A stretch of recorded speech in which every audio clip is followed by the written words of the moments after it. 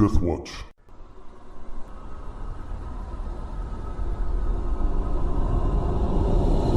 Welcome back.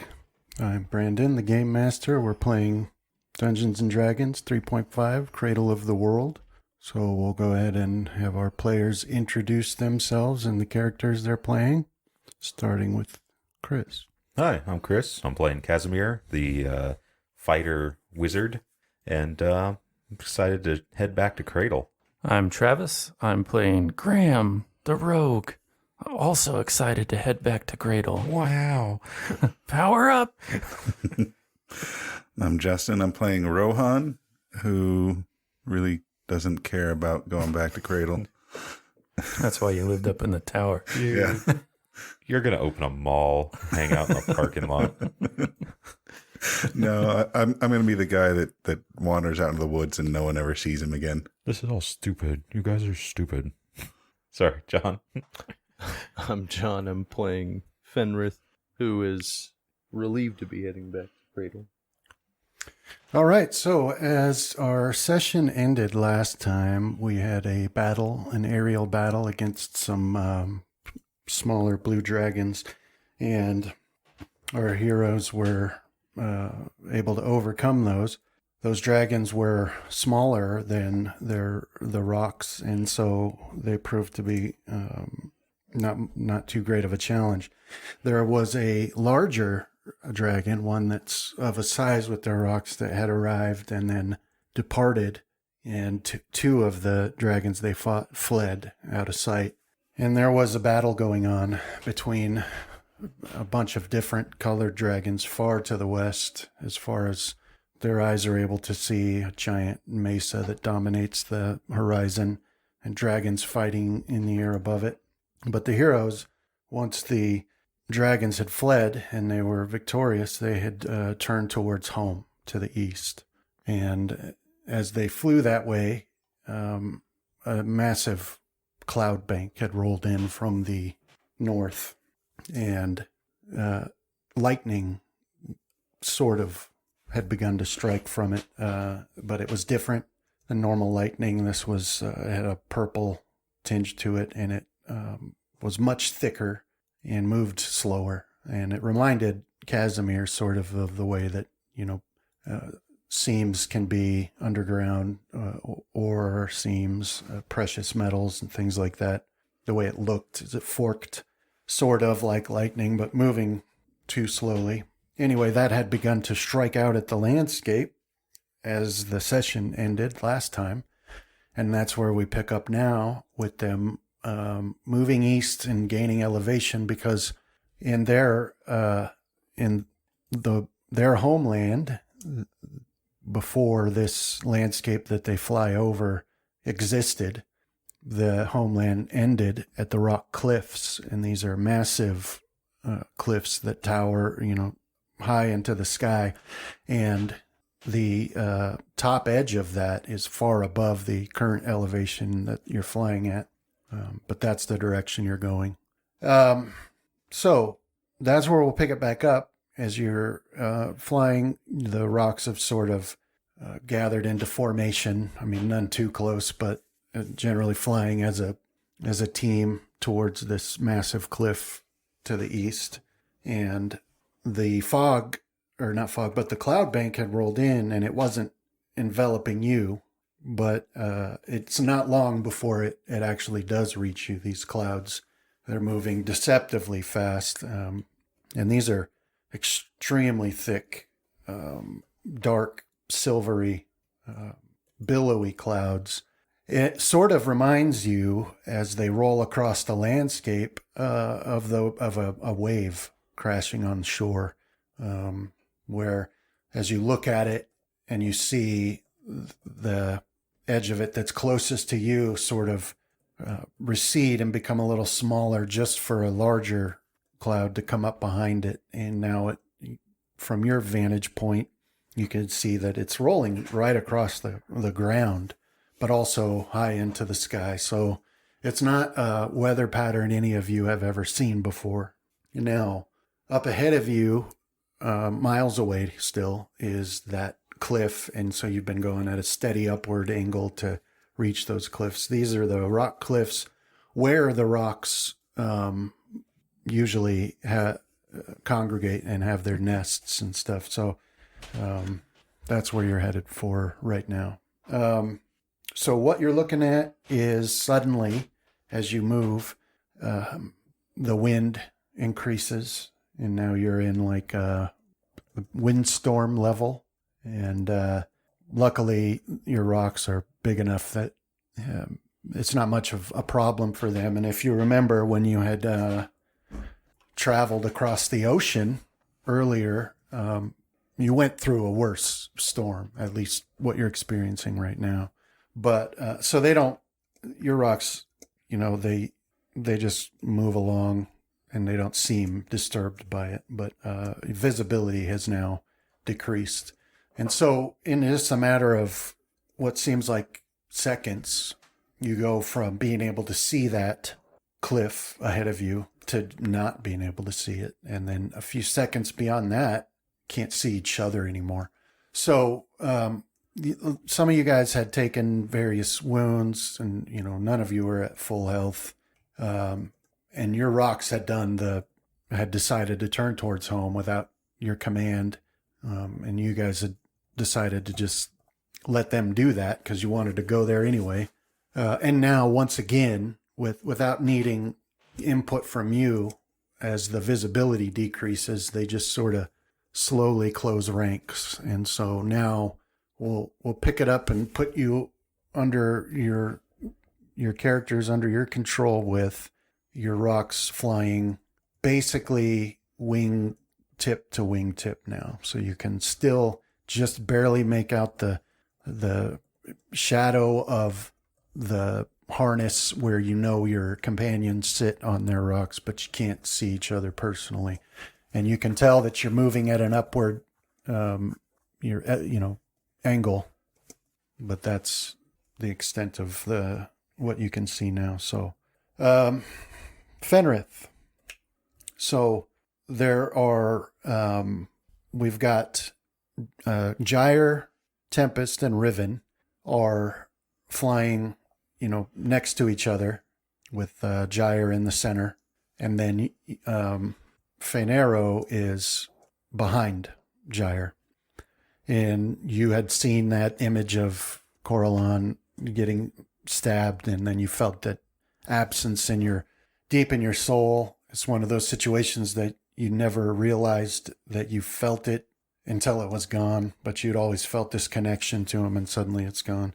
And so you're sort of in a fugue state. You're not so far able to rouse yourself to care much about anything. And so generally you're just strapped into your harness and, staring off into space. But as you guys move along, just for the briefest moment, you feel like a flicker there, but then it's gone again. And it's so quick, you're not sure that you can trust that it actually happened. But so, what do you guys do while you're waiting for your rocks to take you back home? Anything you wanted to do? I'm going to try and focus on, praying and trying to commune as all the way back to see if I can discern whether I really felt something. And if I don't, then I'll fall into deeper despair. All right. So Fenrith, why don't you give me in the tower a Fall into despair roll. yeah. No, give me a knowledge religion. This happened the last time you were on the rock. Only it was just because you could take a single move action because you were sick. Yeah. You were also despaired. Clerics don't fly. Well, we do. We're just not very good at doing it. That's a question. Have we overcome that in that time we spent last time flying around, Brandon? What? Air sickness? Oh, yeah. I think the air you sickness was due to that storm, wasn't it? Yeah, there's lots of up and down. It was like blowing us all around all crazy like. Well, and you hadn't ever flown before, Yeah. but now you I thought it was like one of the first things we were doing. The storm just made it worse. That split us up, Well, yeah, because like, or split you off, anyways, Fenrir. Yeah. yeah, I think it was. I think John's right that it was the storm because like when it all cleared, he was all like sick, depressed. Yeah. And he was puking. Yeah, and We were making jokes about birds getting stuck in his puke. Brian was all like, "All right, what are you gonna do?" And John was like, "I'm sick. I don't care about anything." He's like, "All right, you crash into an island." yeah. I won't fall that deep into despair. I do like my Well, rock. Cradle was an island, so maybe you'll crash back home. I'll go and raise my own church. You already did that. No, I thought I had. Last time I remember, I had appointed somebody to You continue appointed to them. lead the flock. Doesn't that make it your flock? But yeah, now I've got to go and raise it to the ground because our God is Oh, dead. you're not raise with a Z. Okay. Yeah, other raise. All right. You got a bunch of pagans flying with you, so we'll go do that. Are we within speaking distance of each other? No, I mean Over the the wind wind? is too too Yeah. loud. I don't even think we can see each other. Yeah. Just the rock wings of our neighboring rock. Well, what would Graham do? Dude, he tried to play a Shaman Or read a book? or read a book. I was thinking about that Minotaur we left back there. Probably took over the whole village by now. All right, Graham, let me have. Minotaur. Well, I did make an oath that from where the sun now stands, I will suffer no orcs or minotaurs to live. Everybody, actually, except for, everybody in the tower, give me the hero craft roll. As now I'm gonna dye my armor to a dark shade, and I'll hang out in the tower back home with The butler and the Rohan maid? just Okay. inflicting light wounds on Are you myself excited and to him. be here? Yeah. Nah. Hang out in the mall parking lot with Rohan. Smoke some cloves. Yep. And we'll just I bet generally if you be die, sad. That's just it. Yeah, man. Try nothing. How does someone's God die before them? No one should see this. Hey, Justin, I can't hear John very well at all. Oh. Chris, Brandon, can you hear him? Mm-hmm. Yeah. Yeah, I can hear him fine. I can hear It's like everyone fine. mine's. Oh, there we go. I think my headphones must have not been connected. Yeah, the connections are starting to get a little loose, so That's Tighten them not- up. That's not good on that. That's a bit too expensive. I don't think it's the connection to the thing. I think it's where the Mm. the On the headphone itself. yeah the adapter. on the cord. We might need to get new headphones anyway. Just play it over the speakers. That'll be fun. Okay, so, oh wow. So, all of you, even you, Fenrith, so you're trying to focus on this, you're trying to pray and, dig through your knowledge of religion to find some hope. But as you keep getting distracted, and all of you, as you're flying, you can't see anything, and so there's nothing to do. And you just start to notice that there's, like, you're getting a sense that it's hard to explain that your rock is trying to communicate with you. So you'd look and see, because where you rest, its head's actually quite a ways away. But the feathers, along the back of its neck, they're moving in a way that doesn't fit with the wind, almost like they're doing it on purpose. And so all of you, as you look at that, you start to really think that you almost understand that it's trying to say something to you, like a baby babbling, but you With intent. almost, can understand what it's trying to say. So as you go along, it just seems to you like you've remembered something. It's like one of those occasions where you see that and you notice it, and then you realize that this is something you understood before, but you can't quite piece together what they're trying to say. But it just suddenly makes perfect sense to you that they can communicate, and they and that you should know what they're trying to say.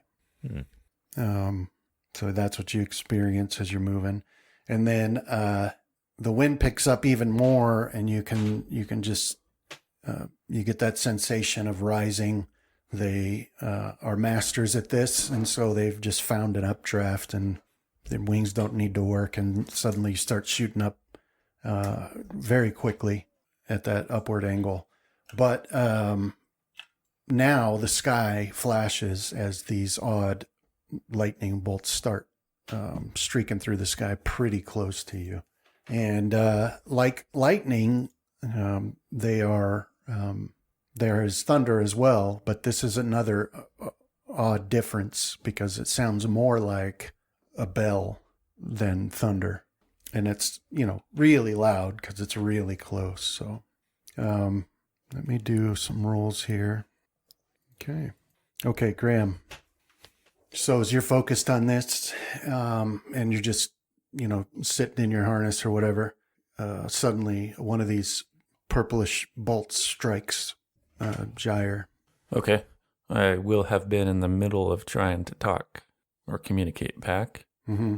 And then depends on what happens next. All right, do a reflex save.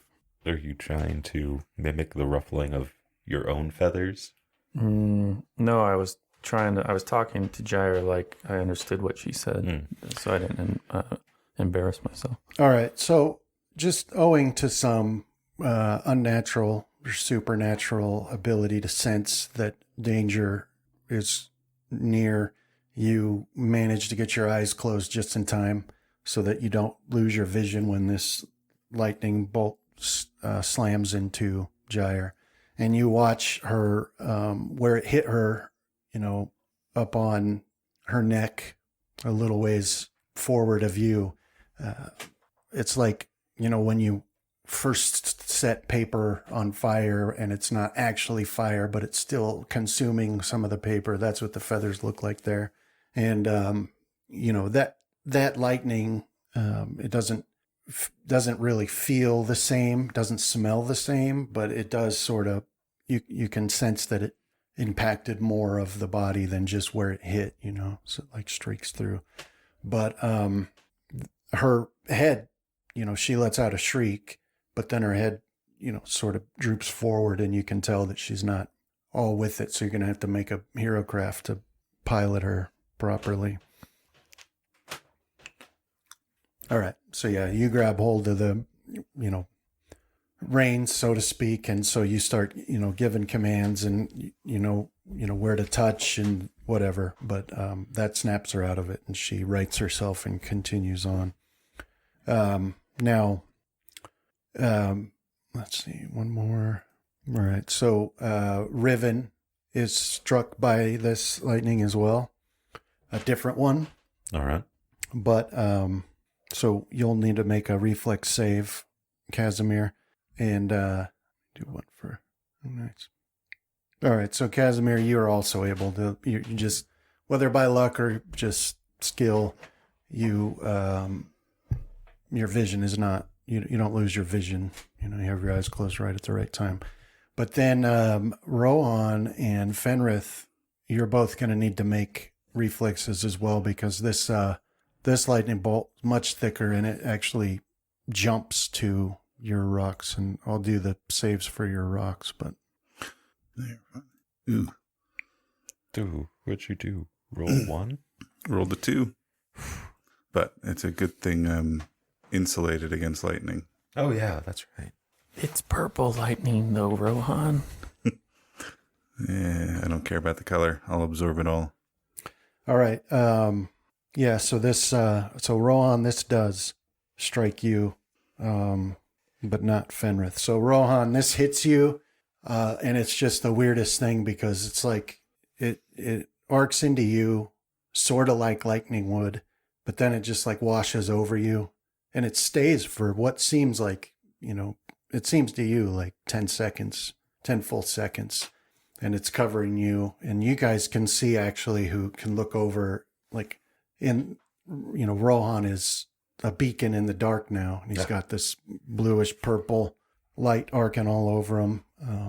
And Rohan, you feel once it's gone, you get this odd sensation like something has happened, but you can't tell what. You don't take any damage, but you feel like there's more to it than is immediately noticeable.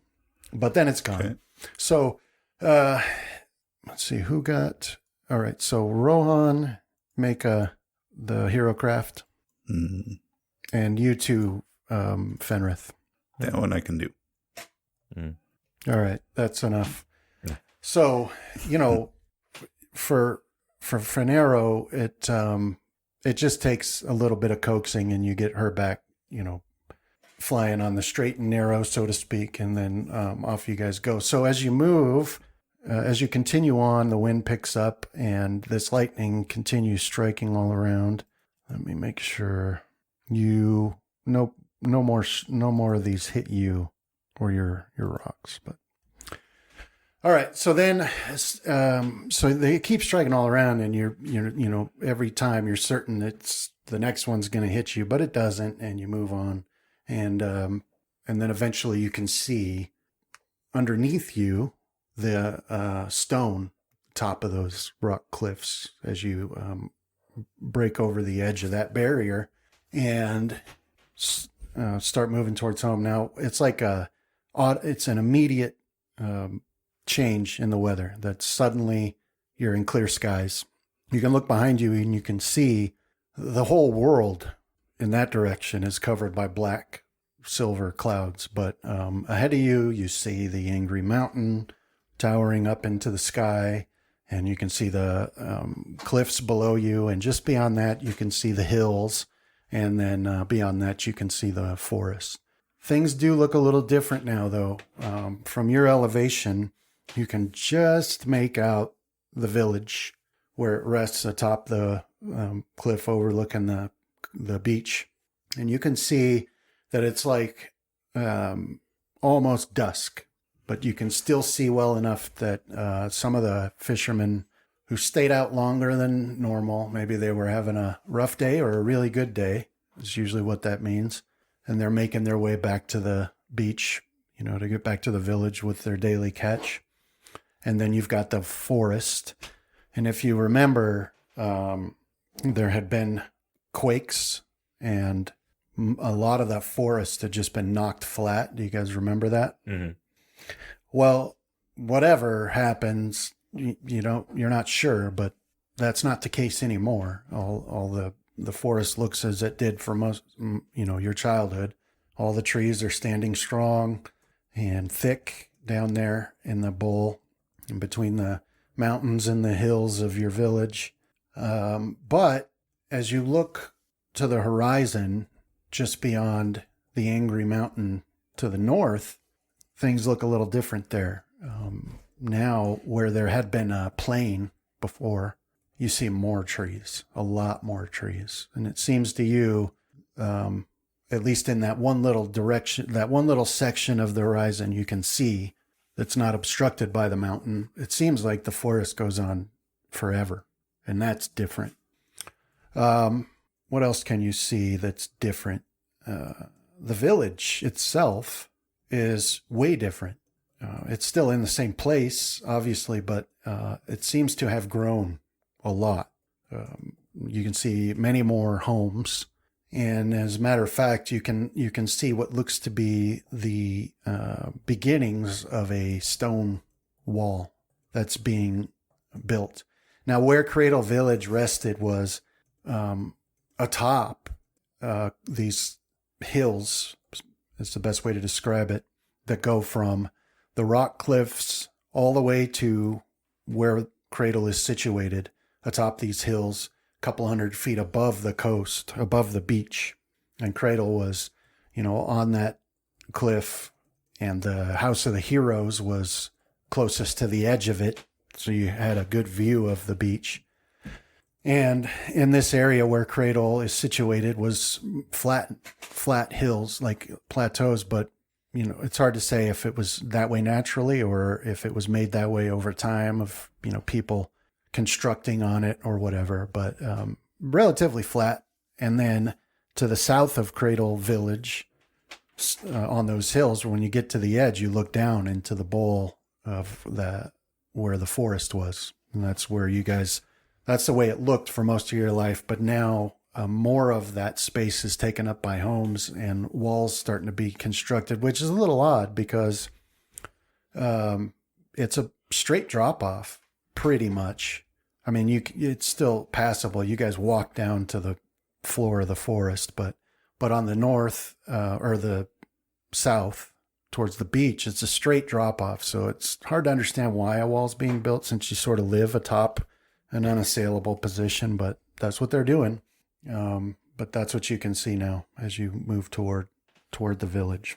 And you'd get to your home first, and you know that there are spaces for your rocks there, sort of stable, like corral as sort of a good way to put it. Yeah, perch for them where they can rest outside the home of the heroes.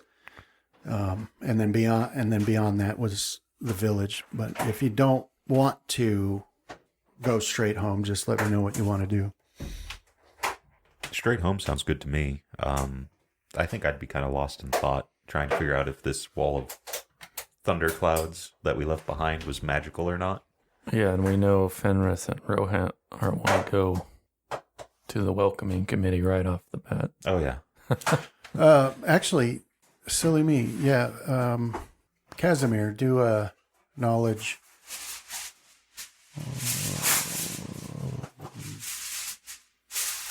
Yeah, do a knowledge arcana. All right.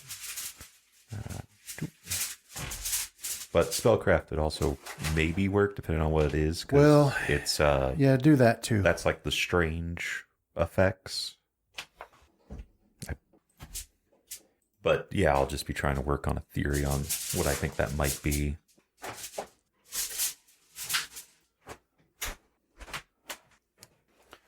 All right, so you wrote that for.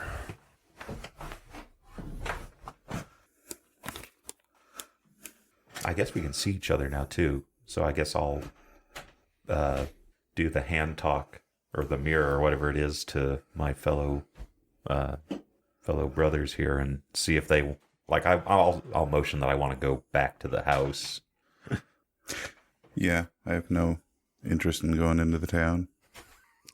Yeah, Graham called that one right. Didn't you have a mother? I think that the I house do, but- would be the You know. best stuff. I'm not really in any hurry. Well, yeah, I want to make sure nobody moved any of my stuff. So here's the fun part. We could have to do a landing because they have rules for that, sort of, which is if we don't move our forward minimum speed, we land or we fall, right? So that we could have that, what was it? The Top Gun trying to land on the carrier. Yeah. Oh, man, I hated that so much. Do we get the new maid or butler So out you there mean with that some- we're only going to crash into the ocean? Thanks. Yeah.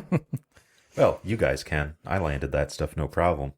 I don't think That's I what ever happened. made the damn carrier. I don't think I understood what exactly I was supposed to do. Oh, you're basically tapping A or B when they tell you to. It's a speed up or slow down. Yeah. Well, Brandon, I think we're in agreement. We're going to wing over the village and grab villagers, drop them into the ocean. Whoa. Dude, we don't gotta drop them over the ocean. We can fling them. Oh, then we'll do that. What happened to you, Fenris? I lost my god. Now I'm a fallen cleric, so I don't heal people. So I Everybody kill knows people. that if you don't have God, then you're instantaneously evil. Yep. Well, don't give up. You got that zealot lady friend of yours. She's building the compound for you. That's probably what this wall is. Now it's going to be a compound of evil. Bloodtooth is like, yes. I like the sound of that. I'll hang signs on it saying no sad No. Rohans allowed. And then I'll still find him like hanging out in the hallway with his collar up, I'm not sad. foot up against the wall, just pouting around the place. I'm not sad. Fenrith, I have Everybody every much knows as you're right to be sad. here as you. I'm perfectly happy. I just don't like people. I figured that it's a sentiment that at least some people can understand. Yeah, I know, but we also know that if you're an introvert and we're not, we're just going to be like, what's wrong? Yeah, you're gonna be. You're just look sad all the time. I was always this way, okay? though. That's why I had my nest up in the lighthouse instead of... But now that there's a new compound of evil, that's all you want to do is hang out there. I think it's because of the arcade, though. That's antisocial, not introverted, which Rohan is. Yeah. Every year he goes to the town festival play and smokes a cigar and laughs at all the inappropriate times. That's a Taxi Driver reference, just in case no one gets what I'm saying there. I think that was Taxi Driver, right? Or was it the... I think it was Taxi Driver. Could be. It's been a few years since I've seen It's a it. De Niro movie. I always see that gif of him doing it. I just remember that he took his, Girlfriend to the porno. to the, yeah. Well, not his girlfriend, I thought this is what you watch when you're on a date. Oh, man. It is nowadays. Nowadays, it's probably tame. Tech advancement. Well, nowadays you just watch HBO and it's basically the same thing as that Well, you You've know, got a story. not as much anymore. 20 years ago. Right. So with your spellcraft, I don't know what it's, oh, okay. So with your spellcraft, you can tell that that is a magical effect. You can't understand more beyond that. It's like, it's like if the only, I mean, the best way to describe it is if the only river that you'd ever seen in your life was like the canal behind your house, and then you stood and looked at the Columbia River. Okay. Like you'd say, technically that is a river, But it but might as well it's be so an far ocean. beyond. Yeah, that's what you're feeling from that. All right. So I cast magic, but that's So magic. yeah, and but you also get the sense like as you're looking at it, you're thinking about it. You're like, you think to yourself, if I were to cast fireball, it could blow up the village. Like you get that sense looking at it, right? Like, it almost feels to you like that's accessible to you, Okay. if that makes sense. Although you know that's like, you know, the first person to ever see a horse was like, I could ride that, but how to do it, he had no idea until he started trying. But Yeah. he probably got killed by it, and that's the same sense that, like, whoever tamed these rocks originally, I can that's write like that. someone saw it and was like, I could ride that, and that makes sense that you could do that, but You know, probably a lot of them died trying to. that's a pretty dang good point right there. I never really thought of it that way, but like up until then, most four-legged things were probably trying to eat us or gore us. you know, so, these things they ain't that bad. I can ride it. What makes you think that? All right, so as you're flying above and you're getting closer to home. Let's see, Fenrith, are you here? Yeah. Okay, so Fenrith, you do notice that you know everybody notices that the village is bigger now. You can start to see more people moving around as you get closer. And then Fenrith, Yathlane Oledark was the high priestess of the nature temple, and she was a tall, slim woman renowned for her beauty. All of the older men in the village had spent some time having a crush on her, but she was the high priestess of the nature temple, which, as you remember, it's like anybody who had any religious leanings, it was towards nature originally. But you had a conversation with her last time that you were in Cradle, and she had explained to you while you guys were in that labyrinth that she'd had a vision and a dream, and that man turned out to be Coralon Larethian, and he had explained to her that she was tasked with teaching truth to the people of Cradle about who their god is, right? You remember that conversation? Yeah, I remember that it happened. I don't remember the specifics, though. Yeah, so as you guys are getting closer, you can see one of the changes to the village is that a new building exists. It's not finished, but seems like almost it is. And it's like a large temple made of stone being constructed, and it has that symbol of Coralon Larethian like emblazoned on the front of it, like carved. So when we kind of wing over the village, do people act excited at seeing us or fearful? What do your elf eyes tell you? You know, the crescent moon symbol. Anyways, so you noticed that, but so far, Ron, nobody's noticed you yet. You're not close enough yet. I was right. So, Rohan, what you notice is that you look to the lighthouse, which is situated pretty close to the home of the heroes. And Oh, yeah, it's your favorite perch. Mm-hmm. It's been Well, torn down to it's towards build a dusk new now. shit temple.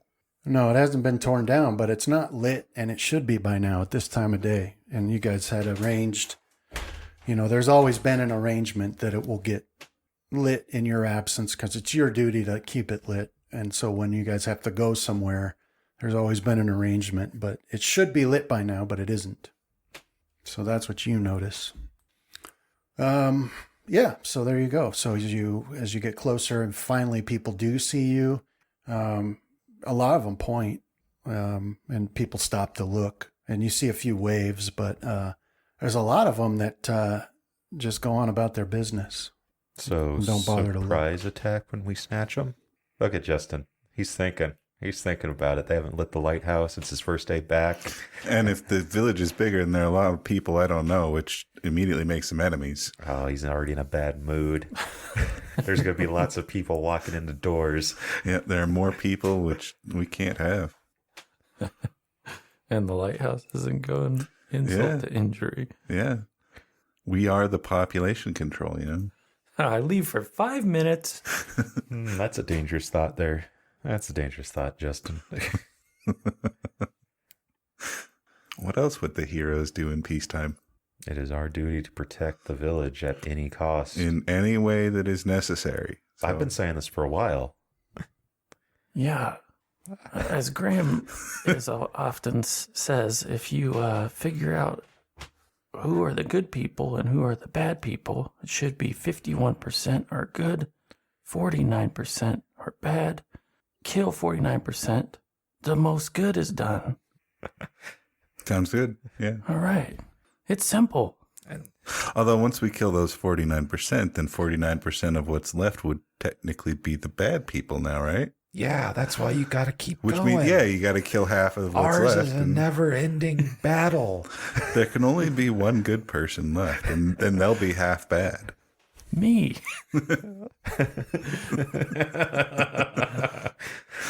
Cue the marching. Yeah.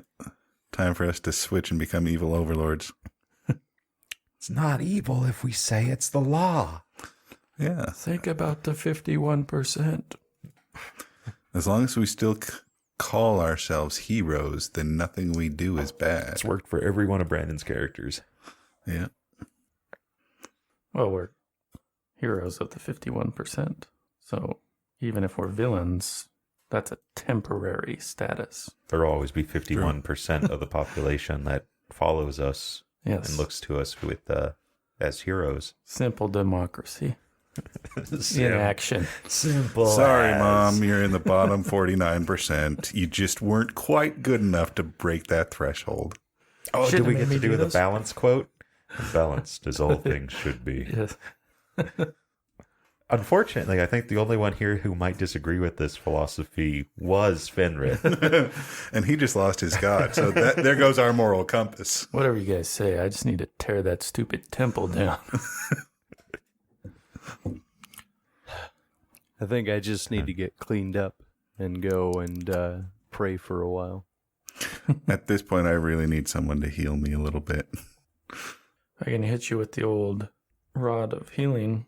I think it has. You need to get that ranged feat that Justin had for his spells and just throw the wand. The obsidian one. Could that take Actually, Not ready yeah, to Graham's, test whether or not I can cast spells yet.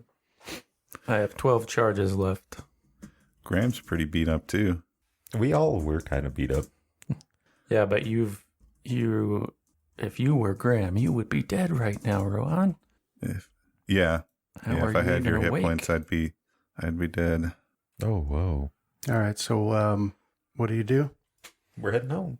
Okay. Yeah. So you make it to the home of the heroes, and you can see that wide, flat area with the separate areas for your rocks to land in.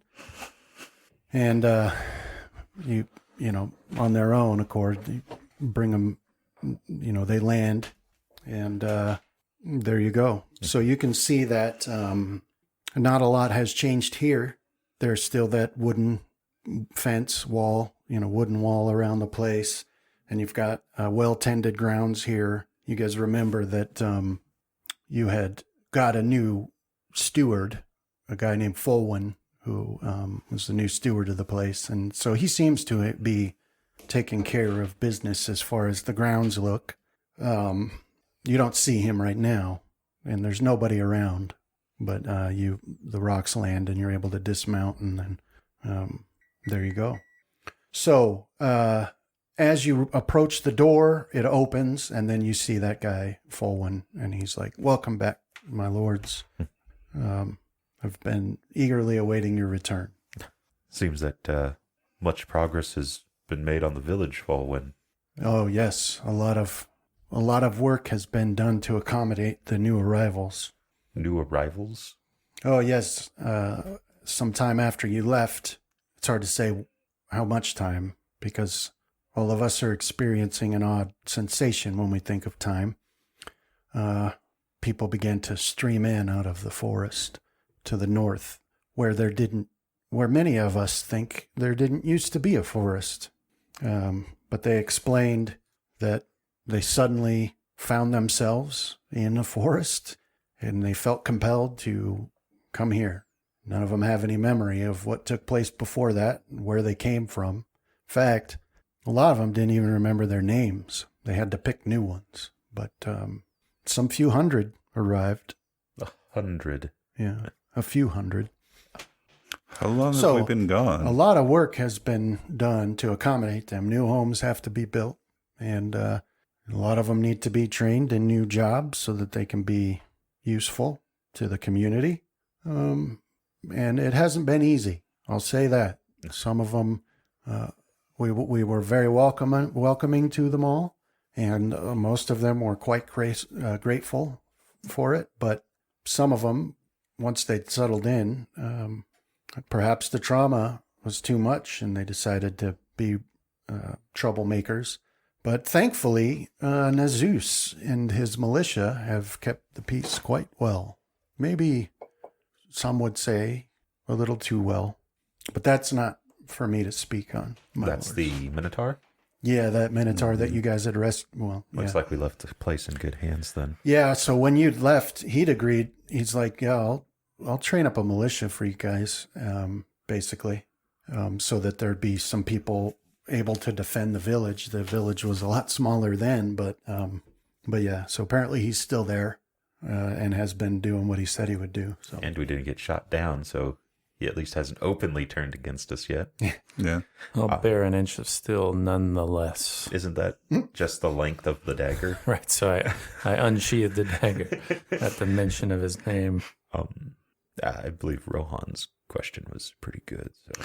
Yeah, you mentioned time has been strange. How long have we been gone? It doesn't seem that we've been, at least from our point of view, been gone long enough for this much expansion to have happened. yeah. Well, there's some debate about that. Many people think that you've been gone 2 weeks, but many people think that you must have been gone for 2 years. No one can come to an agreement. But even our attempts, some of our attempts to mark the days has been unsuccessful.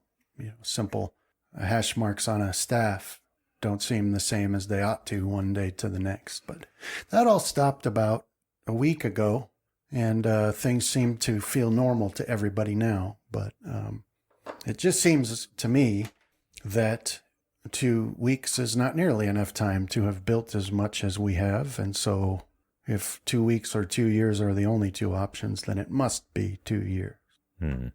I have prepared meals, and your rooms, hot baths, of course, been prepared for you.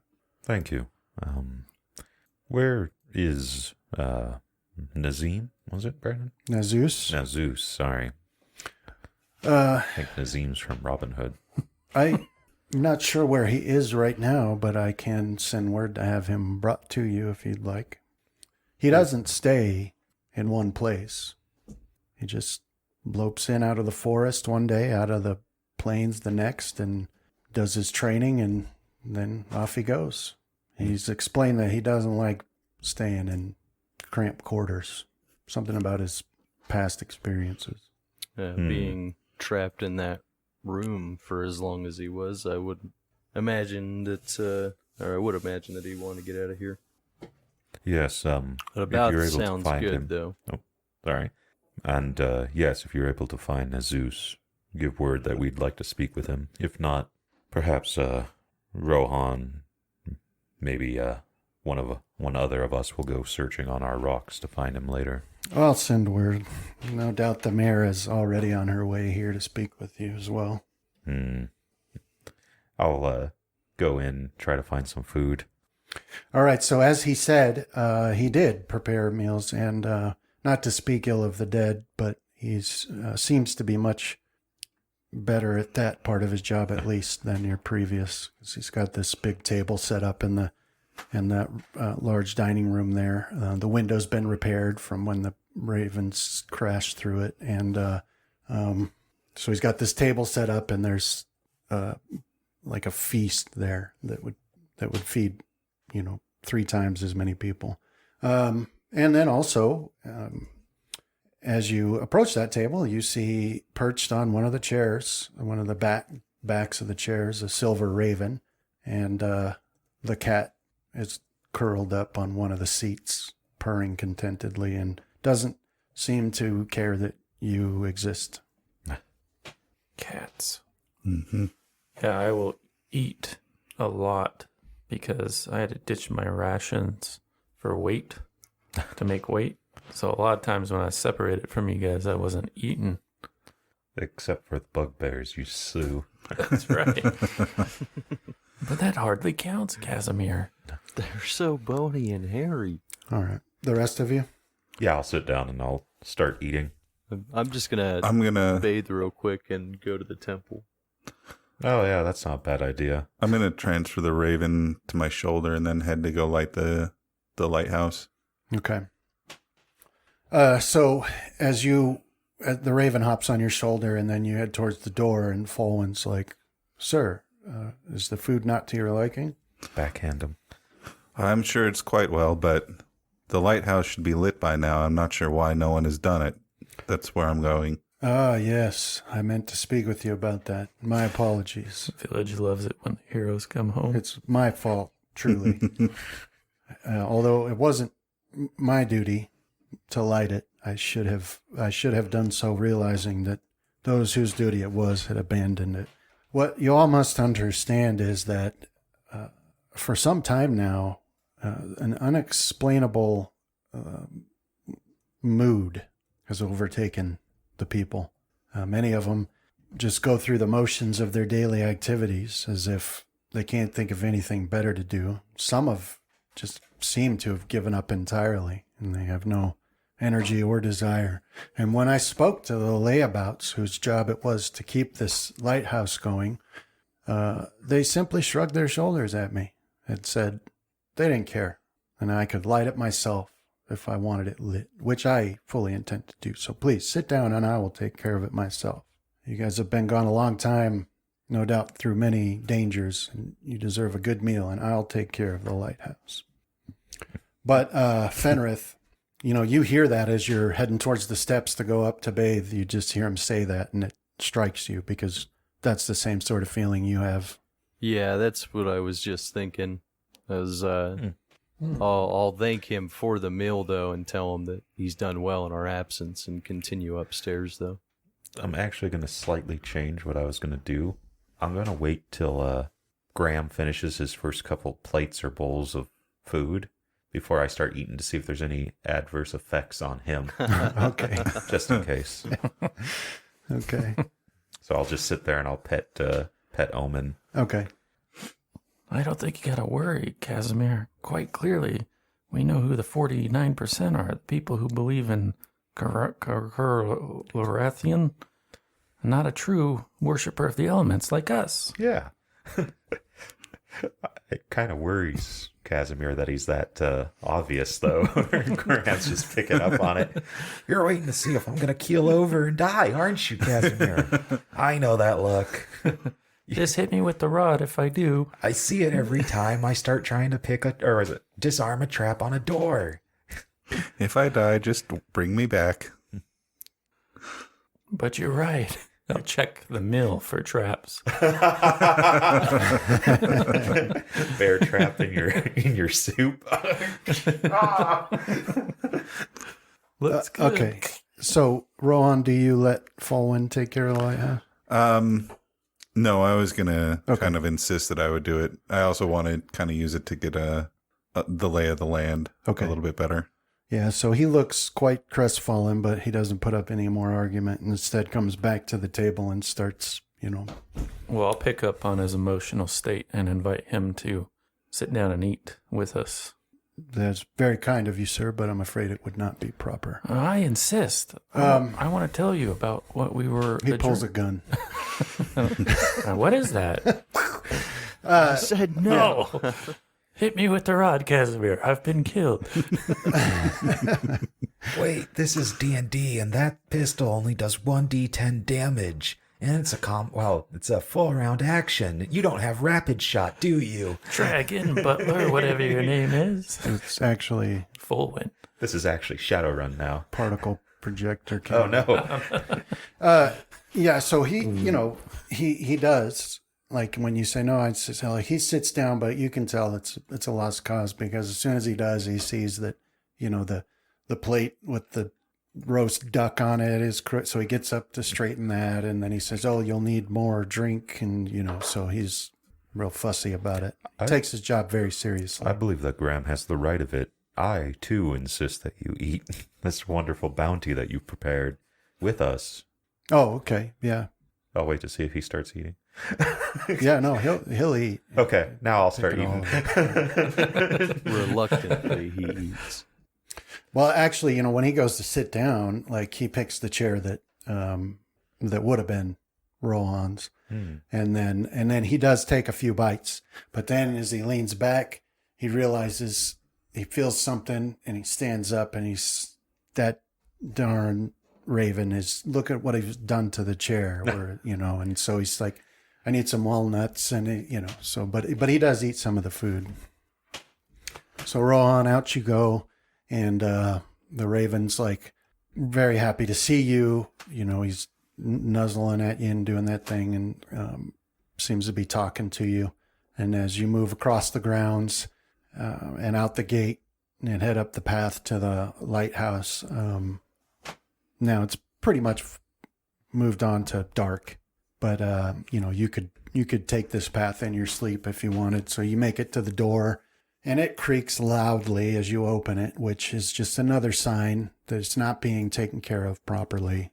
The hinges should not creak like that. As you step through, you get cobwebs on you. So, who knows? I mean, they're high, so, maybe the other people are shorter than you, but it just seems like the place has not been tended well. And for not for a short amount of time either, but you should make it up to the steps and go through all the process and get the lighthouse lit finally. And you look around that top chamber up there, and you can see dust on the banisters and on the windows and stuff. But you do get it lit. Okay. Yeah, I'll just be kind of noting mentally that all of these things suggest that we've been gone a lot longer than we feel like we have. Yeah. All right, so Fenrith, you make it up, and you step into your room, and it's immaculate. It's been, well taken care of, but it's just how you remembered it. There's no dust on the floors or anything. But then, you go to that common area upstairs where the large tubs have been set, and you can still see, you can see they're all full of water, but how he got them all full and warm when you got from the time you landed till you walked in here is beyond you, but he did. So you can see steam rising off of the baths, and you're able to sink into one and start washing away the grime of the road, as it were. Yeah, just the whole time that I'm cleaning, just be replaying that the final moment with Corlon Lorathian getting stabbed in the back, trying to see if I can remember if there were any hints or signs that he might still be alive in it. Okay, put a wisdom into the tower for me. What do you think? Wisdom or intelligence would be the memory? Good question. Maybe intelligence. I don't know. Most of the noticing stuff would be Is wisdom based? wisdom based. Yeah, we'll go with wisdom. All right. So you sink into this hot water and you start, going through the motions, but you keep thinking over that. But, it just keeps flashing in your mind, that vision over and over. But that's what happens for you. And so that's where, depends on how long you want to take a bath for.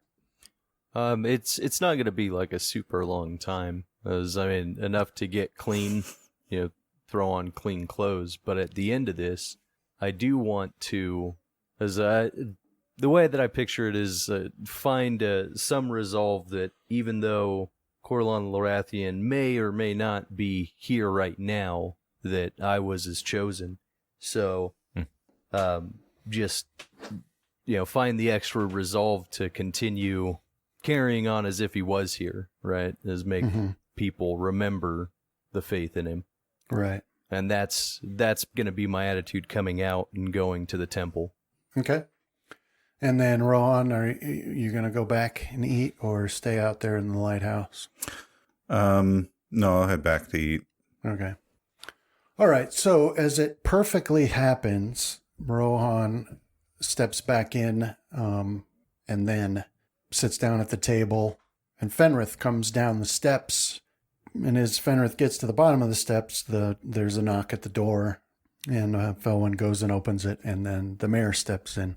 And you guys remember the mayor, because you've had a lot of conversations with her, but you do a double take now, because you had remembered, she was like always beautiful, but originally she'd been getting up there in age. But over the course of your adventure, people started to just seem to get younger, and that had happened with her. But now it's like, she's like, she could be your age now. Obviously she's a woman, but all the signs of advanced age are gone now. And so she walks in, and she's like got a giant smile, and she's happy to see all of you, and goes to embrace all of you and says, "So glad you're back. It's either been too short or too long. I'm not sure, but we are glad to have you back. We definitely could use your aid now. Please tell me what has happened." I'll look at Fenrith. Yeah.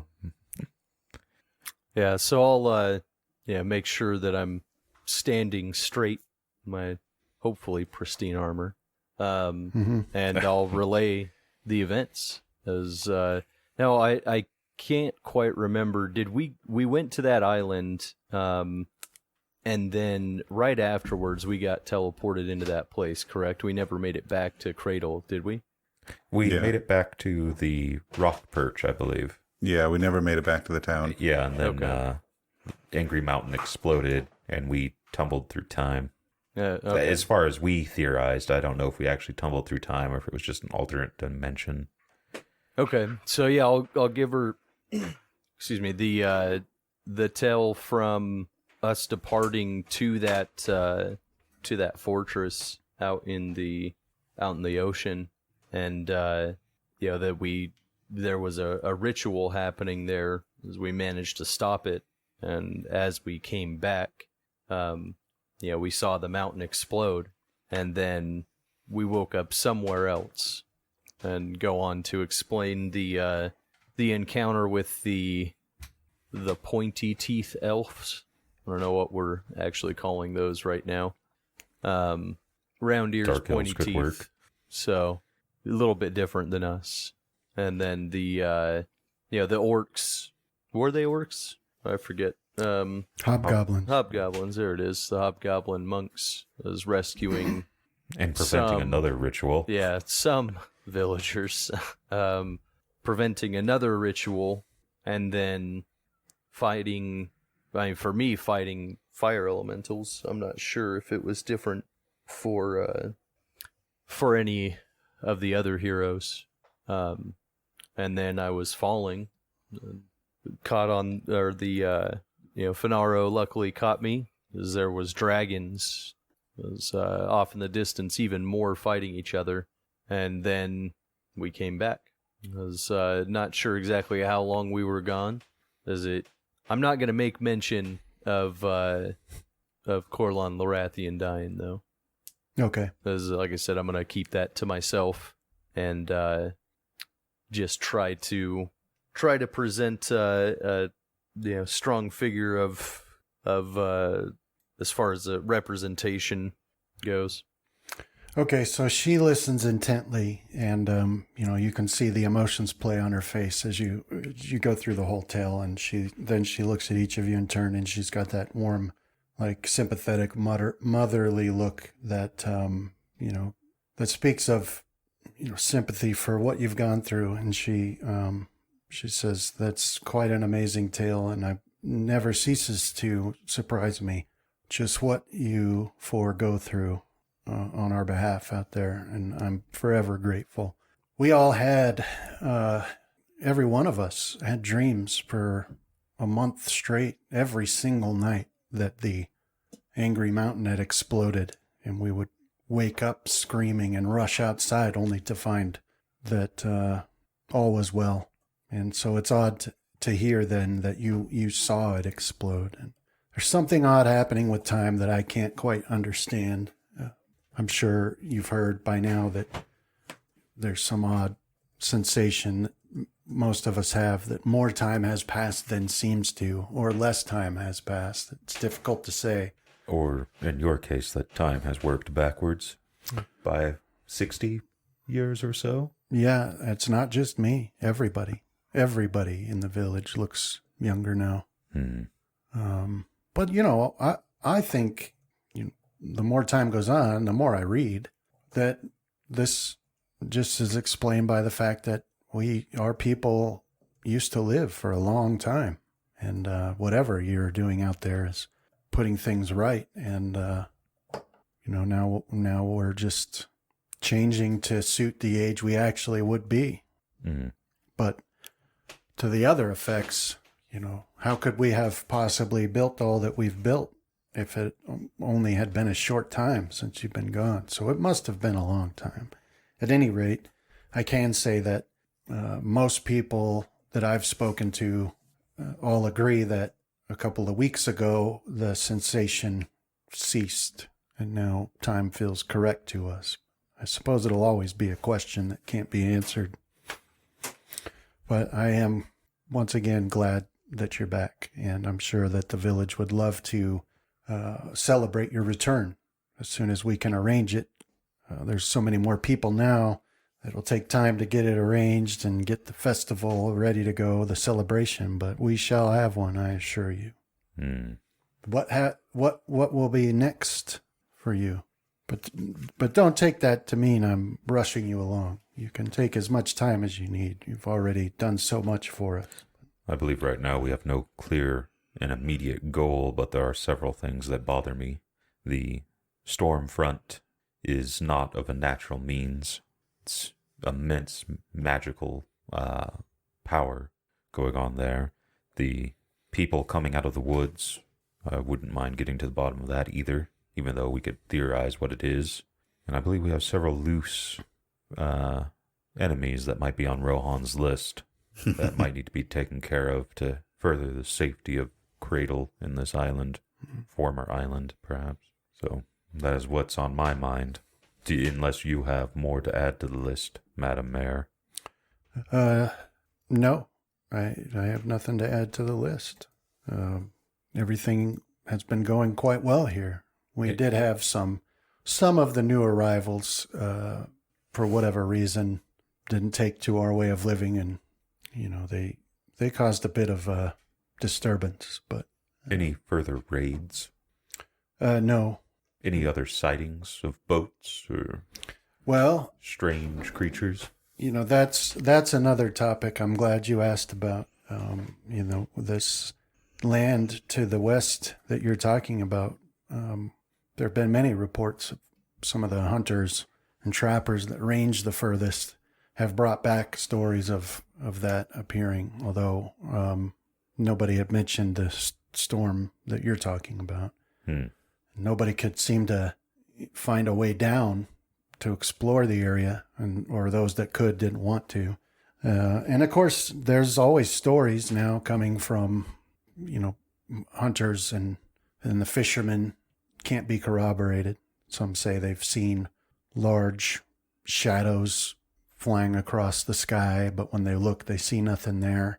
And others speak of people disappearing into the forest.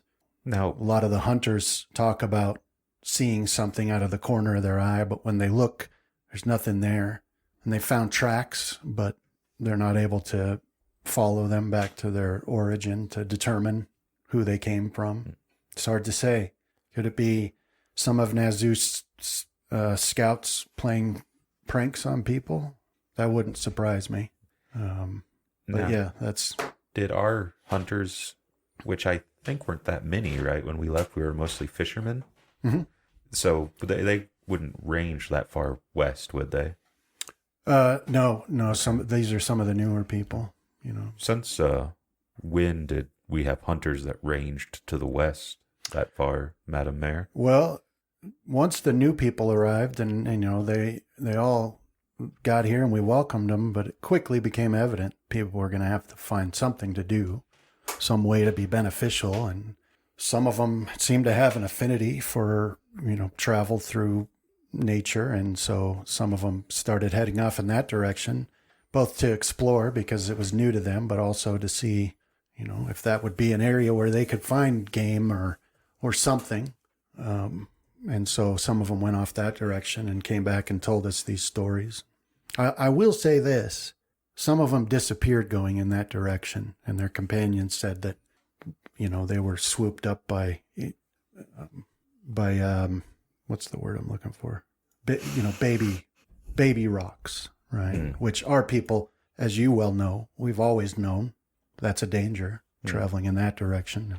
Well, now they know it too, but some of them were taken. well, also as Finrith has mentioned, with the formation or the merging of whatever alternate place, that western continent or island, whatever it was, now that has happened, there are what I can only say is a flight of dragons, several, and they would be prone to snatching up people as well. We're going to need better means to attack air, things that fly, because our rocks will not be enough with the numbers we saw if they decide to come this way. I think Why? we should put Graham in charge of building scorpions. We're going to come back and there's just going to be a bunch of scorpions. Not actual like artillery scorpions, just real Yeah, animal he'll go scorpions capture, yeah. all over the place in slings. They're throwing them in the air. And then she says, there is also the matter of the forest that now exists where the plain used to be. If you speak to some of the farmers that used to live out there, the way they say it, the forest was always there. Only when you talk to them about it, suddenly they get that look in their eyes like they're remembering something. And then And that's when they say, wait, now that you mention it, there did used to be a grassland here, and now there's not. But a lot of work has been done out in that direction. Those farmers, rather than move, just decided to start cutting down trees to clear out some land for their farm. Has there been any change to the swampland or the haunted mine? No.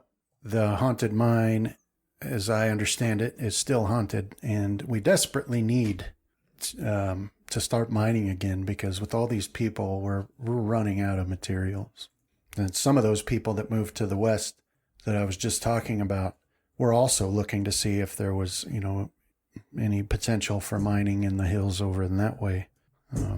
But we haven't received word back. So we should And, try the and other make thing is- contact with those that moved west.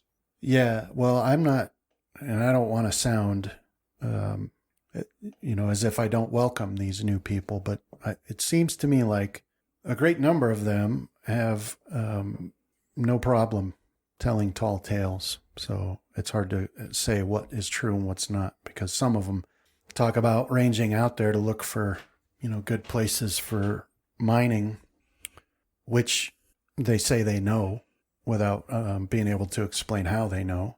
But that's true of all of them. And then they told a story of falling down a hole, and some of their companions falling down a hole and never being able to find them. And the hole was infinitely deep, and they, no matter how much rope they had, they couldn't reach the bottom. I don't know what's true and what's not, but the mine is not clear, and I have no word on the swampland. It's still there, but if anybody has explored it, then they haven't come back to report what they've found. Secretly, I suspect that Nazus makes his home there. But And just out of curiosity, are all of the people that are showing up elves, or have you seen people of other races as no, well? they're all elves. Okay. I mean, if you look at them, you wouldn't be able to tell the difference. You'd think that they lived here their whole lives, besides their demeanor. Well, with the merging of these two timelines, worlds, lands, whatever you want to call it, they may have. And they may have just Yes. been separated from the space that we were in. Mm-hmm. Just as there probably is some path in which the mountain did explode, but now it has not. They too have always lived here, but at one point, to us, they did not. Yeah, it's all very confusing, and I'm ashamed to admit that I'm not able to wrap my mind around that whole notion. But two people who might be able to shed some light on that, or at least speak about it more intelligently, are on the council. I'll look up their name. But you remember when you guys went to rescue the council, and there was the husband and wife, The ones that fought? and they were fighting constantly? Well, as it turns out, they're quite intelligent, and they can, they make little contraptions, and I don't know when this started, but they have an understanding that of compounds and chemicals and alchemy, and they make these little metal contraptions that move around, and they speak with some of the new arrivals in these sorts of terms that you are here when talking about time, and they speak about it as if they understand it, but I certainly don't. So Yes, perhaps we will have to pay them a visit. okay, so that was she is talking about Councilman Almer and Councilwoman Alonzrin Holali. They were the grumpy old couple that's on the council. That's who she's talking about. That she says is like they know science and stuff. But anyway, yeah. So, what did you have anything else to talk about with her? Nope. The people that have abandoned their duties, is there a place where they gather, or have they just gone their own ways? Oh yeah, there's a fugue that's swept over. It's hard to say when it began. Everyone just felt the effects of it. Even myself, I'm not sure the cause, but you'll find people just don't seem to care as they once did. You know, you can go down some days and you can hear women haranguing their men to get out on the boats, and you'll see fishermen just sitting in hammocks staring at the sky, and they don't go do any fishing. A lot of work doesn't get done. I don't know what to do about it. I'm not sure what caused it, but I went to Yathlani to talk to her about it, because since the last time we saw you, she's been doing quite a lot of work telling everybody about Coralon Larethian. And as it happened, as soon as she started talking about it, we all found that, at least most of us who were willing to admit, we knew exactly what she was talking about, and it felt right. And so she's gotten volunteers, and she's building the temple, and she holds services. And I went to her to ask her about this, but she's closed up in her temple, and she won't come out, won't speak to anyone. So I have tried speaking with people individually, and I've given a couple of speeches, and I've tried to encourage people. And it seems like it helps sometimes, but other times they just fall back into this depression, and I don't understand. It happens even to me, but I have too much responsibility to spend the day lazing away in my home. So you say that she's locked herself in the temple. How long has she been there? It seems like at least a month. As, Some days the volunteers come and they continue work. Some days they don't. But that's why the temple is unfinished. Well, I thank you for your visit, Mayor, but I must go see to this. And I'll give her a bit of a bow and then start to head out that way. Okay. And what would the rest Righteous of fire burning in my eyes. All right. So yeah, she says once again, I'm so glad you're back and happy to see you now. I'll start making preparations. We'll have a celebration. You get your rest tonight. And then she leaves. I would prefer it if there was no celebration. That said, gentlemen, I'm going to go bathe and head to bed. I'll get up and head towards the bathroom, I guess. Okay. Washroom? What would it be? Yeah. Well, my plan after mealtime is to go visit the old family, check in with Dad. I would have figured the first thing you'd do is recharge your ring. I was resisting that. And then go find, it wasn't Steve, was it? What was the mule's name? Philo? Philo. Oh. Get some answers to some long-needed questions. Or long-sought answers? Yeah. Come on, mule. Don't make me power up. Impression on my head. It fits your hoof perfectly. How could you, Philo? We were friends. Okay, Graham. So you have mom and dad, two sisters, and you remember where they live because that's where you lived. So you head out to go see them. Yes, but on my way out, as I had just remembered, I'll pull that adamantine dagger from my belt and offer it to Rohan, saying, "Hey, you dropped this a while back." And then I'll leave. Okay. Oh, I thought that my dagger had been turned into blades of grass. What? I don't know what you're talking about. And then I'll leave. I'll just Do I watch get him past go my and bluff. nod my...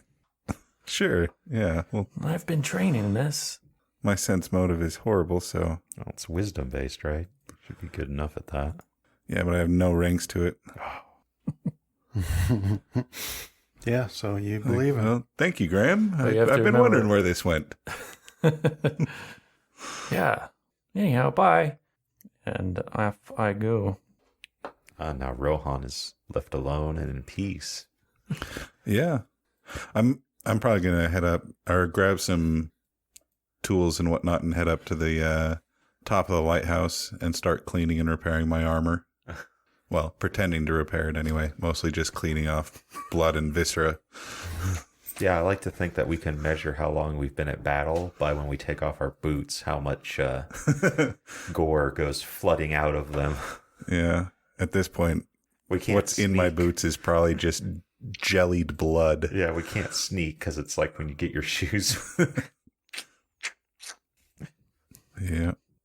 Maybe that's what my elven boots do. Is they Oh. just soak up the blood. A whole string of intestine is found behind your ear when you bathe. What? Yeah. Oh, there's at least 30 feet here.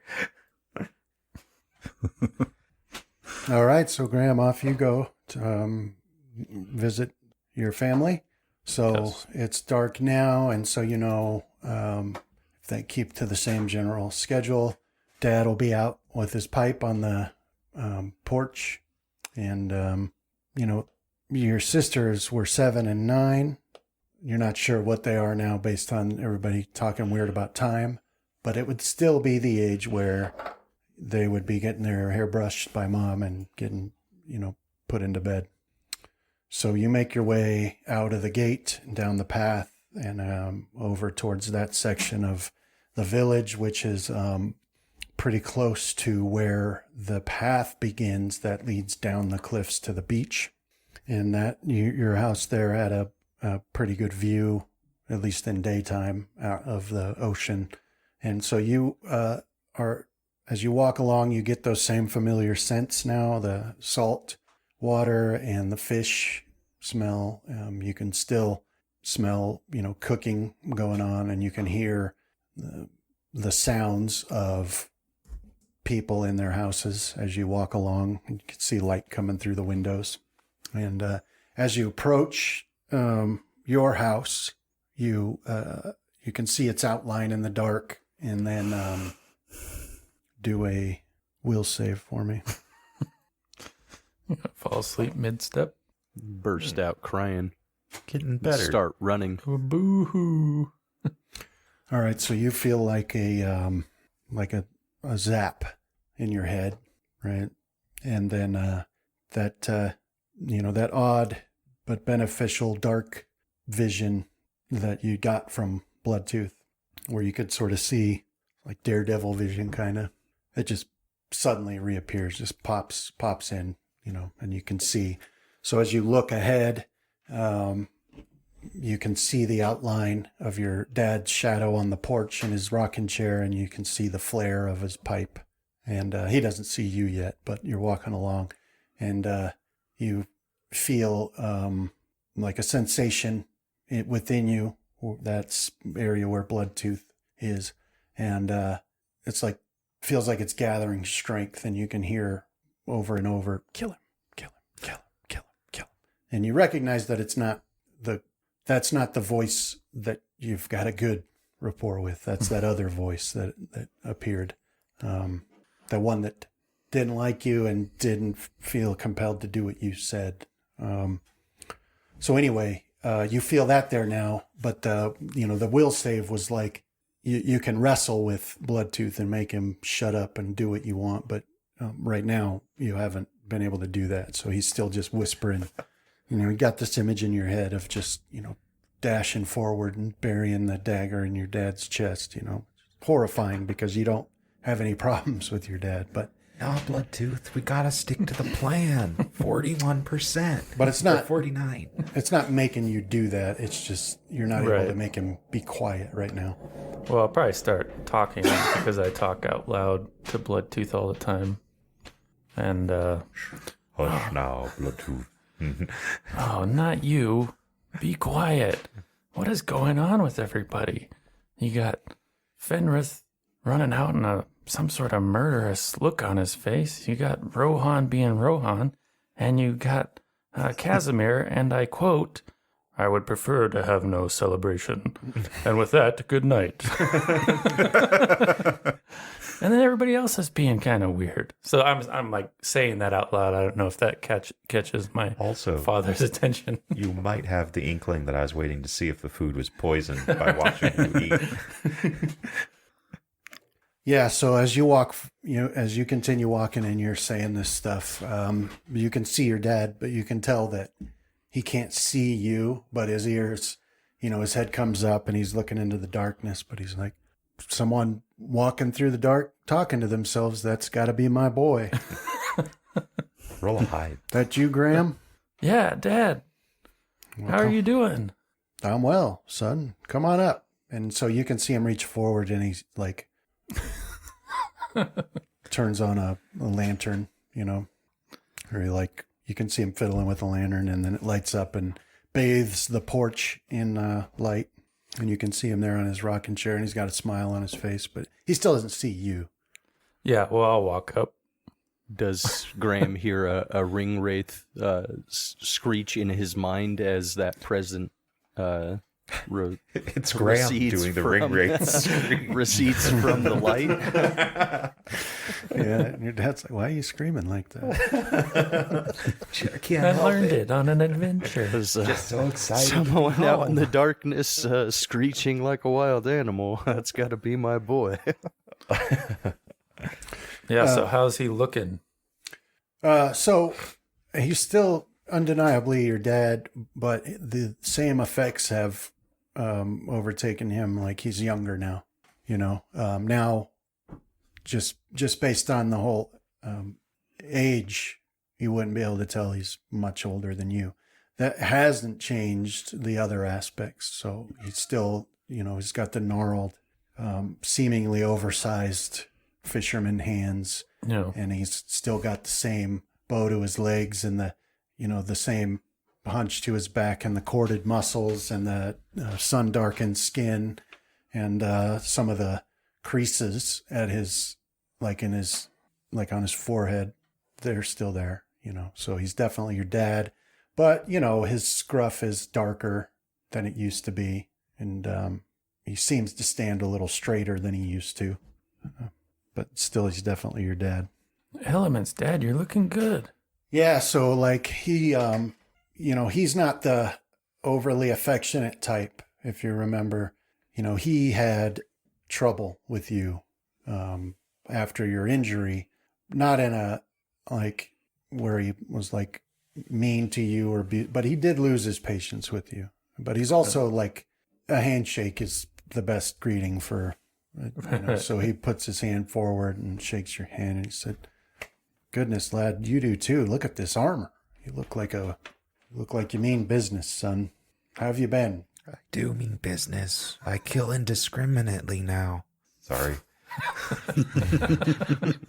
That's that voice in your head. I should just roll with whatever when you guys do that. That's like dagger voices or something. That's what I said. Yeah, well, we've gone through quite a lot, I think. Some of it's getting kind of foggy now, but I am doing pretty good. How's my sister's doing?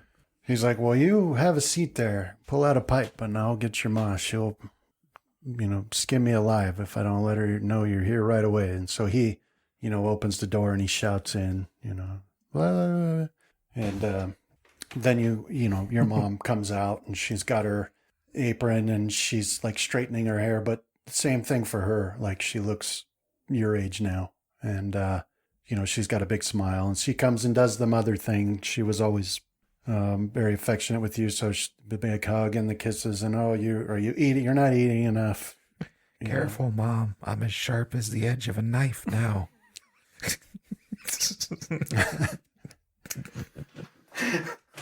I didn't mean to say that. I'm sorry. Yeah, things are a little different when you're out on the adventure. Lots of fun happens out there. Are you still seeing in In the your dark. daredevil vision? There's all the Yeah. tender spots you could So strike. just all these arterial pulses going through their bodies. Yeah, you Yes, do. Graham, I mean, you you're do still see sweating. that. Are you okay? I mean, you can sort of like you've gained enough control that you can you know, turn it off if you want a little. Yeah. But still. But yeah, so she's doing that, and you know, you're not eating enough, and what is this? The armor is like too heavy, and then you hear like the sounds of thumping feet, and your two sisters come bursting out, and they're laughing and giggling, and you know, they're dressed in their nightgowns, but they come up and they're like, you know, asking you a million questions, and you know, like the youngest one, has no impulse control, so she tries to pull your dagger out of your belt, and you got to slap her hand away and be like, "No, don't touch that." Bloodtooth. Sharp. Well, hold on. I got something for you. And I'll pull out. Oh, I have to The get rid of dwarven everything. adamantine So I'll dagger pull out that the, you gave to Rohan. Dang it. your sleight of hand was so good. He thought he actually had it in his hand, and then just went back up the He sleeve. sheathed it back. Yeah. No, so all I have left on me is the dust of appearance. So what this dust does is if you come across something invisible, throw it on the thing that you can't see, and then you'll be able to see it. Like the things that live under your bed. They're real. All right, yeah. So you hold that out, but almost unnaturally quick, your mom snatches it. She's like, "Just what I need is my girls throwing dust all over my house. No, thank you." And she gives it back to you, and she's like, "They don't need anything to get them into more trouble. Now, you girls get on out. It's bedtime. You get in bed right now." They're like, "But Mom, I want to talk to Graham." Well, he'll still be here tomorrow, and you can talk to him then, but you need your blah, blah, blah. Will So any of us be here tomorrow? she shoos them away and gets them inside, but I'll be here tomorrow, but will you? They won't be. but anyway, then you got your mom and your dad there. Yeah, so I will. I'll just answer any of the questions they have to the best of my ability. Just give your name, your status as a hero, and nothing else. My name is Graham. I am a hero of the sea. But I am kind of curious about trying to pay closer attention to the non-verbal communication to see if there's something off about them as well, because it seems like everybody just seems a little odd. Okay, so as it happens, they don't have the questions that you might have thought. Like, your mom doesn't ask you like, where have you been or what's been going on, but she's more questions like, are you doing okay? Are your friends doing okay? Are they treating you well? Are you eating it? All that stuff. Your dad doesn't have, surprisingly, your dad doesn't have any questions. He's just sitting in his chair with his pipe, but you do notice that he's looking right at you. All of his attention's on you as he puffs on his pipe, but he doesn't pester you with any questions. Is he wound up tighter than a spring? No, he doesn't seem wound up at all. He seems pretty calm, but you don't detect any of that on them, like that fugue state or the depression. You don't detect that on them. Well, But your dad notices that you're looking at them as if you want to see something, and so he's like, "What's on your mind, son?" Because he could always read you pretty good. yeah. Well, people in the village seem a little odd. Maybe it's just because I've been gone for so long, or it feels like so long. Yeah, mood has overtaken him. That's for sure. It's worse some days than others, but you'll find none of that here because being sad doesn't catch any fish, and that's your dad. It's as simple as it needs to be for him. So. Well, I will relax at seeing everything's normal here. So, did I miss dinner? Nope. Your mom, she's like, "Of course not. Come on in." And she'll, she starts producing food as if by magic. And your dad comes in and stokes the fire. And you can see that your sisters are like peeking out of their room, trying to eavesdrop or whatever. But yeah, you don't detect any of that with them. And they seem as, especially Dad is as he always was and always will be until the end of time, right? If that makes sense. Yeah. Well, then that's my plan, is just to spend the time with them until I start getting drowsy, and then I'll wander back to the home of the heroes. All right, do a will save. I immediately Well, put it get in the tower. Ooh. All right, so you're in the chair there, and as if you hadn't been gone, facing certain death innumerable times, when it's bedtime for your dad, he just says goodnight and goes to bed. He's got to be up early because early is the best time for fishing. So he goes to bed, and your mom stays up a little while longer, and she's, constantly trying to give you food and ask after your well-being. And so you're intending to, stay there until you get pretty tired and then stumble on back home. And before you know it, you have the vague sensation that of a blanket being put over you, and then you fall asleep there in that chair. Night, Rohan. Don't let the mountain lions bite. Or was it a cougar? What was it? Yeah, like a jaguar or something. Okay, and then Casimir, He's a you went up to take a bath. jaguar or panther. All right, so you sink down into this bath, and you start, doing a bath, and, you're pretty tired, but... Am I going to have to try to not drown? Is that No. what you're telling me? no. No, but there you are alone. So, what would you like to do? In a after- bathroom with wild cats. Nothing wrong with that. Just Yeah, Omen is in there. Not paying attention to you, but, she is in that room, sleeping contentedly on a chair, yeah. I like to think that it's up on the rim of one of those wash tubs, like pawing into it, and then a fish paws out a fish. Well, yeah. Like for the most part, I'll just bathe like efficiently. Okay, and then after? I'll probably go bug Rohan. I'll go over to the lighthouse and smoke my pipe. I won't necessarily talk to him. I'll just kind of stand up on the lighthouse and look out over the ocean, puff my pipe. Yeah. You'll probably see me working on my armor and trying to sew myself up from some of the massive wounds that I have right now. All right. So, yeah, you guys are in the lighthouse there, keeping each other company. Graham is sleeping in his parents' living room rocking chair. And Fenrith, you're making your way to the temple. Yes. So, you walk through the village, and the central parts of it are just as you remember. I mean, all the additions, went to the periphery. So this central path that walks along the meeting hall, and, you can look to the side and see houses of the council members that you pass. And then, it's certainly not perfectly flat ground. There's a lot of, steps carved into the rock that go down. But generally things are as you remember them as you move through the center of the village, which is more town-sized now.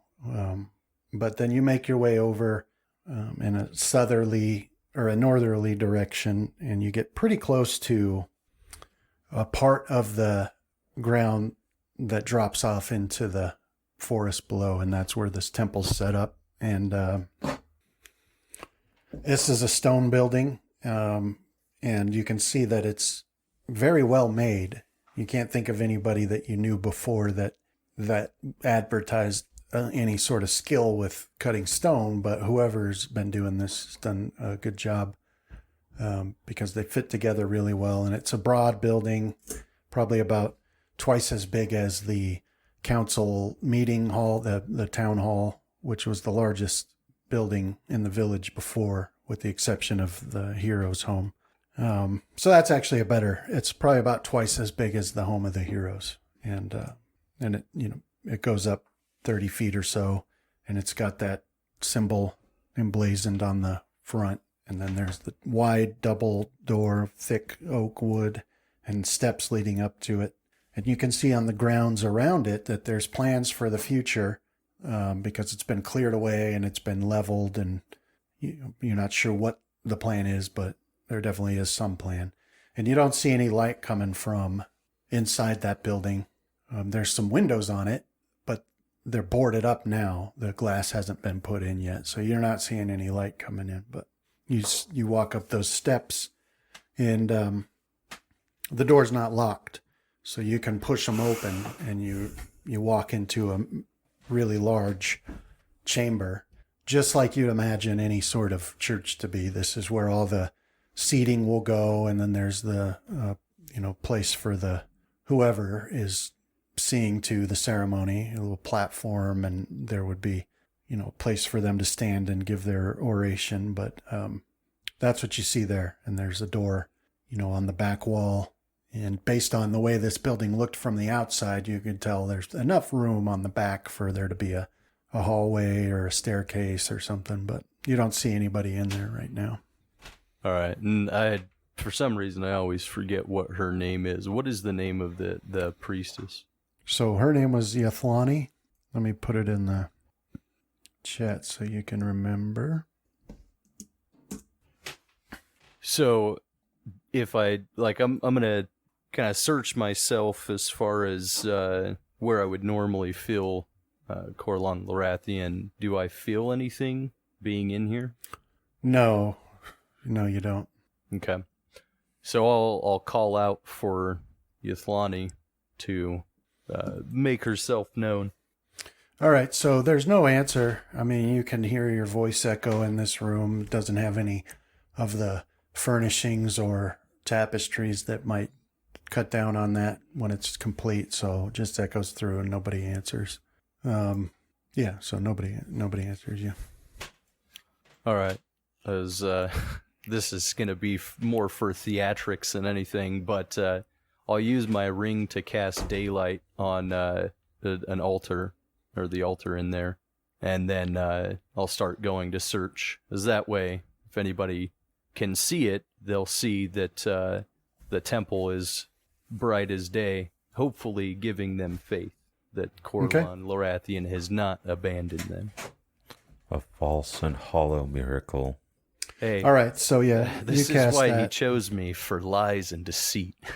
You can feel the light, you can see the light spread to all the corners. And then when you do that, you can see that, there's like some dust and stuff. No, it's hard to say when the last time anyone was in this particular room doing work, but you can definitely tell there's nobody in there, at least in this chamber. And you call out and you don't get any response. Yeah, I'm going to go searching, because weren't those catacombs beneath this place as well? Which catacombs? As I thought that we were building this on some catacombs that were here. I could be wrong. Maybe that was just where she was before. Actually, yeah. Now that you mention that, that's right. Let me look. There were some caves down here that you had never explored before, but yeah, there are some. But as you you don't know what it looks like in there. Okay. Well, I'm gonna start exploring for her, as calling out. Okay. As I'll if I need to, I'll cast daylight on myself as well, just on my armor. That way I can see. Okay, so you go through that door, and as you thought, we walk through it, and there's a staircase leading up, and then a door up there, and through there in the room, it goes up. Sorry, it goes up quite a ways, because that main chamber is actually pretty high ceiling. So, you go all the way up to above that ceiling, and there's a door, and then you go in, and there's a hallway with doors on either side. And this would obviously be for, living quarters of people that would take care of the temple. But you can tell which room is hers at the very end, because the rest of the doors are covered in dust, and there's footprints leading to hers, and it's not covered in dust. But you can see some light coming in underneath it too, as well. Okay, so yeah, I'll make my way over there, and I'll give it a firm knock and wait for a reply. So you knock on it, and you hear a voice say, "Come in." So I'll step in, and that with that daylight spell still going. Mm-hmm. All right, so you open the door, and you step in, and you can see a perfectly generic living chamber, with a simple bed and a dresser with a mirror on it, and there's a window that's boarded up right now, and a chair, and a wardrobe, and some chests, and then Yathani sits. She's like on her knees, like praying at the bed, and she's dressed in her robes, and they used to be like nature themed, but she's had some made that are like this symbol of Coralon on it. And you look at her, and she's the same effects of are evident with her. She was always like the beautiful woman, but now it's like so much more so, because, you know, all the effects of age are gone now, and she looks, you know, like you imagine a beautiful elf would look. But despite that, you can tell that she's in distress because, you know, hair's out of place, and, you know, there's dark circles under her eyes, and, you know, fingernails are a little longer than they normally might be. Things like that. She's just not taking care of herself. Her robe is wrinkled, stuff like that. But she looks up and she sees you, and her eyes get wide, and you can tell that she's happy to see you. And she's like, "Oh, thank Coralon, you're here. Tell me, do you feel it as well?" As I feel his absence, but I do hold hope that he is still there, as we must not give up faith. Then what shall we do? Well, for the moment, we've got to set things right, and I'll kind of eye, you know, the robe and, you know, just her out of place appearance. Says we need to still continue to work on the temple, as we were his chosen. So we have to bring those that have lost their way back to his light. Okay. So yeah, she looks at you, and it's like, you don't need to convince her. She immediately starts nodding, and she's like, "You're right. Absolutely, you're right. And thank you. And I'm glad that you've returned. And we must spread the word, and we must encourage people. And in the worship of Coralon, our worship will bring him strength, and in return, he'll bring us strength. And thank you. We'll set this right immediately." I will ask if I can join her in prayer there, as... Yeah, yes, please. Yes, of course. Let us pray together. So, you know, for her, it's a little different than it is for you. And you understand that, like, there's different rules for you. You know, in real life, you know that there's a difference, like for a cleric versus a, you know, just a worshiper or whatever. But, you know, for her, the prayer that you're thinking of, that she's thinking of, if she's gonna follow this path with you of being excited instead of being despondent, then it's a dance in the forest. So, you know, she's like, "Come with me, and you know, we'll go out to commune with Coralon together." And there's you know, some trees back towards the village that she takes you to, and this is the place where, you know, people can feel as if they're in nature and can commune with Coralon, you know. Well, seeing as dances how... and some song, you know, he likes singing and dancing.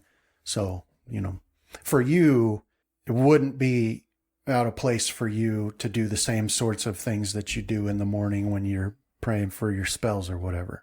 But for her, you know, she's doing an elf song and dancing and stuff. But that's basically what happens there. I think that takes me back more towards the early days, before I knew the name, you know, when it was just the elements. So I don't have any problem joining in with that, because as I know now, as Coralon Lorathian is in all of nature and in ourselves. Right. He's also, was it a bard?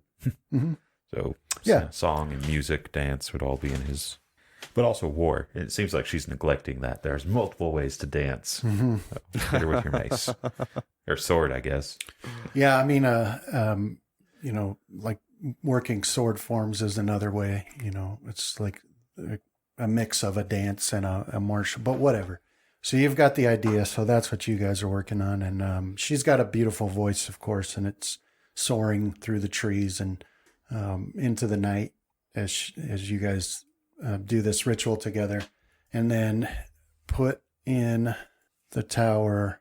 Let me check. Well, you know what?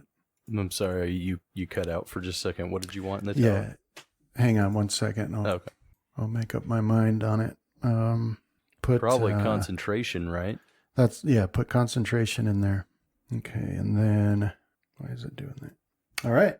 So you guys are going about this, and you know, any sort of activity like this that mixes motion and artistry with, religious trappings has the same effect that you lose track of time. So it's hard to say how long you've been doing this, but as you're going about this, you get that flash ever so briefly in your head of Coralon being stabbed again, that one that's been playing through your mind constantly since it happened. You see the dagger burst through his chest, and you can see the shock on his face and the colors start to drain. But this time it has a little difference to it. And as the vision comes to an end and you can see him start to slump over, you're looking at him, and it seems to you like just before it fades away, he gives you a wink. And that's where we'll stop for the day. All right. Nice. Thank you, man. Thank you. Yeah. Thank you, Brandon. Careful, John. Coralon also has had a female form. He's gabbing for that booty. Yeah, that's true.